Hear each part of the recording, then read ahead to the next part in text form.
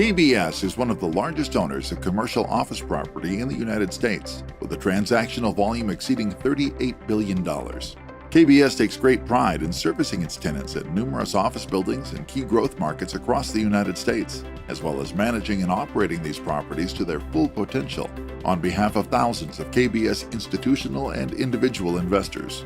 KBS is passionate about leadership and also very proud of our men and women who have made personal sacrifices to serve in the United States Armed Forces. One such leader is Jake Wood, a former collegiate football player turned U.S. Marine.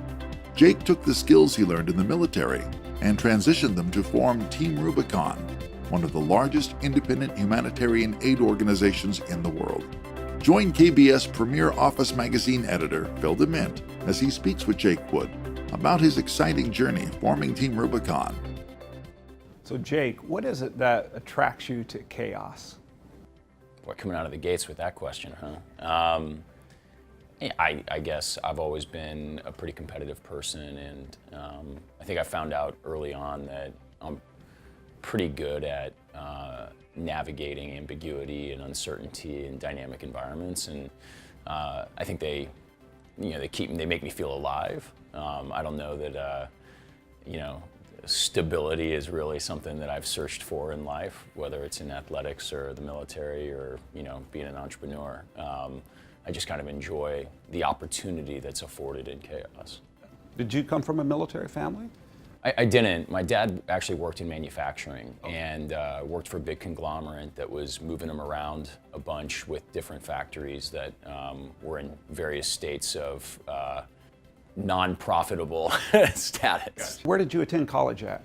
I attended college at the University of Wisconsin in Madison from 2001 to 2005. Did you play football there?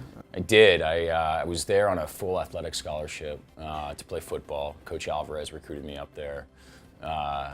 Turns out I wasn't all that good at playing football, but it was a really incredible experience. So you went to college there. What inspired you to join the U.S. Marines?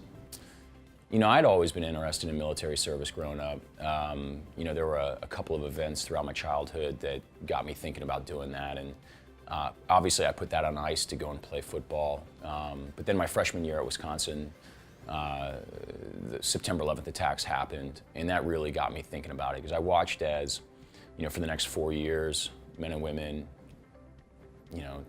not that different than me, marched off to war in Afghanistan and Iraq. And when I got done in 2005, the wars weren't over. Remarkably, they're still not over in 2018, almost 2019. And my football career hadn't panned out. I was graduating with a degree, but I didn't really feel motivated to go out into the job market. And right before graduating, Pat Tillman was killed in Afghanistan, and that had a pretty formative impact on me as a football player, looking at his conviction and sacrifice. I kind of looked at that and realized that's the type of person I wanted to be. Interesting. So in 2007, you were deployed to the Anbar province of Iraq, the bloodiest part of the war, and you were leading 12 men into combat. How do you prepare for something like that?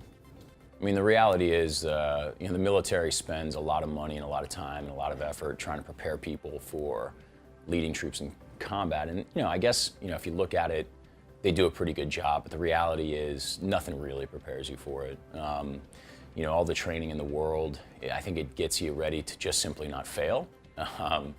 But war, and particularly the wars we were fighting in Iraq and Afghanistan, they were challenging in a lot of different ways. And 6 years into those wars in 2007, it was tough. So I'd say nothing really prepares you. You just have to be ready to kind of hold on, not let go, and be willing to learn.